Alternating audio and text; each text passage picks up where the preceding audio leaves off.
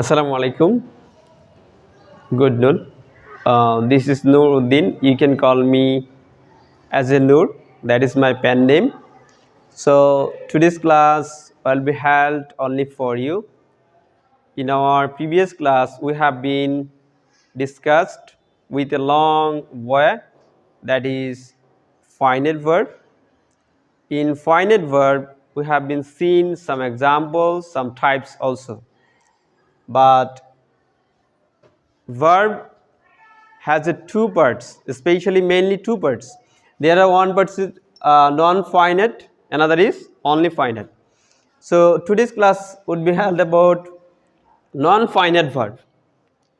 So we will enjoy this class, especially for purposing to learn something and to know something, also to utilize in your practical life. By the way, also non-finite verb we will divide into two classes because of there is a biggest part to difference between gerund and participle, and we will see with a long way. But today we will introduce with you just some examples and function, also the main reason or something. So let's take your class. Non-finite verb is a verb that cannot deal with tense, number, gender and so on.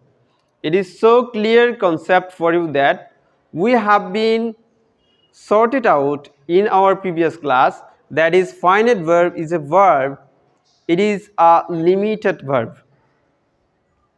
So in the meantime we discussed that there is especially finite verb must be followed tense, number, gender, like something.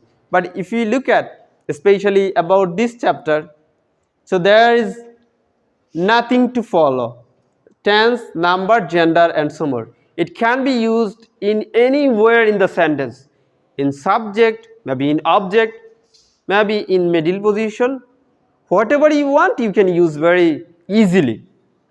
So this is limitless, we can say. So non-finite verb is especially three types. We will see non-finite verb is three types. So first of all infinitive, then participle, then gerund. So structure, to plus verb. We will find some infinitive verb without to structure. It is so it's not so high bunch of level, especially it's not like something you will say that high range of the level of words. That is sort of words can be used without to, but most of the word you will find or you can use just with a to. So then its function to stress in a sentence. It is most significant message for you. It will stress in a sentence. So that is a message for you, that will stress in a sentence, nothing more. And then it may be used as object, as object or subject or verb. So we will see three examples according to three position. Firstly, to work, the position of subject. In a institute, that may be an article mistake, in an institute, okay, this is the right. In an institute would be a great job. So this is an example for position of especially infinitive verb. Then look at second one. We speak about a topic to know. So there is position object, okay. Then we will see next one verb, after verb you have to do this. So then we can see to do, that is infinitive. That is why we can call this verb, especially infinite verb, can stress in a sentence, and it can be used three ways: as a subject, as an object or after a verb. So you have to careful using in your practical life. Then next one, participle. It is most difficult verb to identify the difference between gerund and participle, especially participle. You will feel many problems to find out what would be the gerund or participle. But we will take about class the difference between participle and gerund in our next class. Today we gonna just sort out the a slight difference between them. Participle, there is two structure to especially make a participle. First one is verb plus ing, second one is V3, that means first participle from. Okay, so then look at it has a function. So to say a progressive mood, this is most significant message for you to understand the difference between participle and gerund.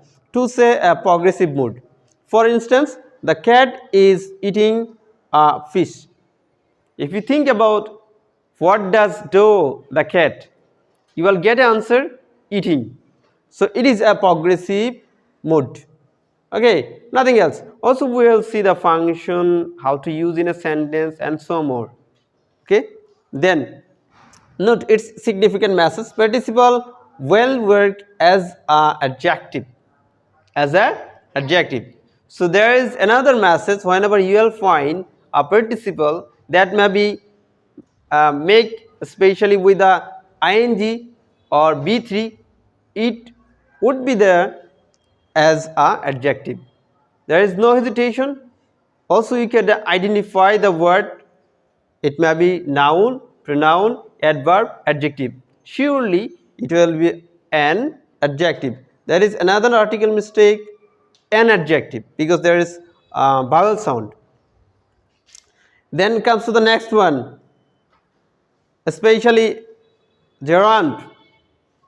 Gerund, it's also structured verb plus ing. Then what is the difference between especially participle and gerund? The difference between to say not a progressive mood, it will not say a progressive mood. This is so outstanding method to find out the difference between gerund and participle. Okay, just look at the example. Eating more is not a good habit. Eating, it's saying something habit, not it's saying something continuous or progressive mood. That is why to say not a progressive mood.